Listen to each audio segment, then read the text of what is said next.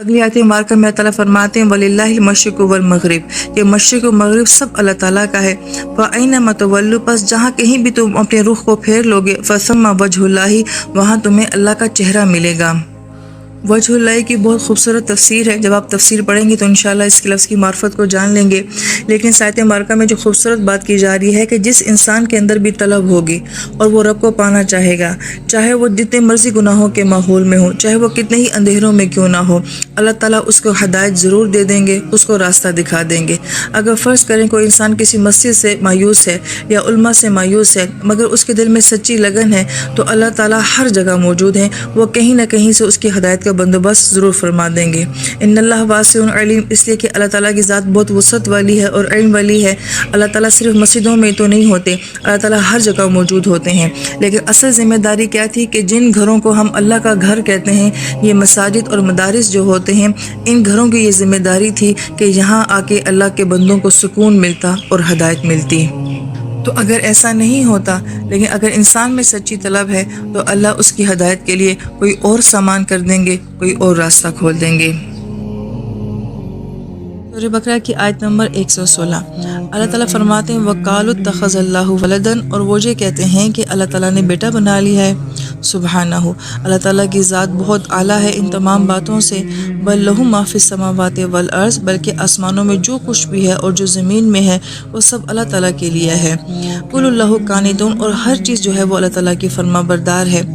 اس آیت مبارکہ کے ضمن میں ایک بیک گراؤنڈ کو جان لینا ضروری ہے کہ عیسائیوں کے اوپر رومن کا بہت اثر تھا۔ رومیوں نے جب عیسائیت کو قبول کر لیا تھا تو جو ان کے مذاہب کی باتیں تھیں وہ عیسائیت میں داخل ہو گئی تھیں، اور ان کے مذہب میں جب کہ وہ رومن تھے تو یہ ہوتا تھا کہ بادشاہ جو ہوتا تھا وہ اپنے بیٹے کو عوام کے سامنے بطور ایک خدا پیش کرتا تھا۔ اگر بیٹا قابل ہوتا، اس میں صلاحیتیں ہوتی، تو وہ یہ کہتا کہ اس میں یہ صلاحیتیں ہیں، لہٰذا اب سے یہ تمہارا خدا ہے۔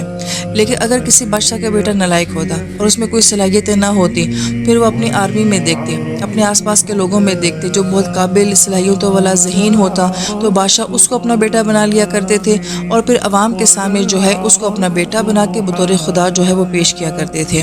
تو گویا کہ یہی سوچ کہ یا تو اپنا بیٹا قابل ہو تو وہ خدا بنے گا،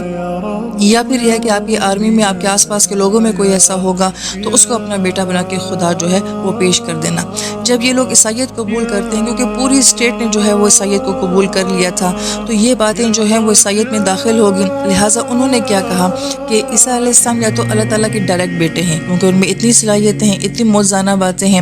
اور اگر وہ ڈائریکٹ بیٹے نہیں ہیں تو کم سے کم عیسیٰ علیہ السلام کی خصوصیات کی وجہ سے اللہ تعالیٰ نے ان کو اپنا بیٹا اب بنا لیا ہے۔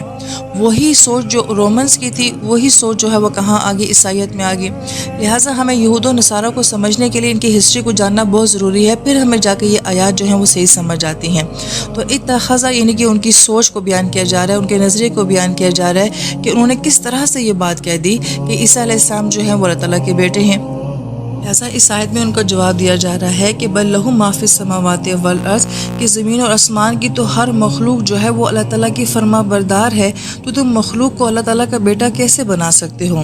کل اللہ قانتون، ہر مخلوق اللہ تعالیٰ کی قانت ہے۔ قانت جو ہے یہ کاناتا سے ہے، اور کاناتا عربی زبان میں کہا جاتا ہے کہ پہلے وقتوں میں پانی بھرنے کے لیے جو مشکیزیں استعمال ہوتے تھے یا لیدر کی بوتلیں استعمال ہوا کرتی تھیں، تو ان میں مسلسل پانی بھرنے کی وجہ سے جو اس بوتل کا یا مشکیزے کا اندرونی حصہ ہوتا تھا وہ بہت سافٹ ہو جاتا تھا، بہت نرم ہو جاتا تھا، تو اس نرمی کو کیا کہا جاتا ہے؟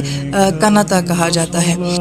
دنیا کی ہر مخلوق جو اللہ تعالیٰ کی ذات کے لیے اتنی عاجزی کے ساتھ فرما بردار ہے، تو وہ اتنی مضبوط ہستی جو ہے وہ اتنی کمزور مخلوق کو کیسے اپنی اولاد بنا سکتی ہے؟ تو جو ہستی اتنی اعلیٰ شان والی ہے اس کے لیے اتنے کم درجے کی بات کرنا سبحانہ ہو، اس لیے یہ سبحانہ قرآن پاک میں ہر اس جگہ پہ آتا ہے جہاں اللہ تعالیٰ کی ذات کے بارے میں وہ بات کی جائے جس کو اللہ تعالیٰ کی ذات ڈیزرو نہیں کرتی ہے۔ تو سبحان کہ اللہ تعالیٰ ہر طرح کے عیب سے، ہر طرح کی کمی سے وہ پاک ہستی ہے۔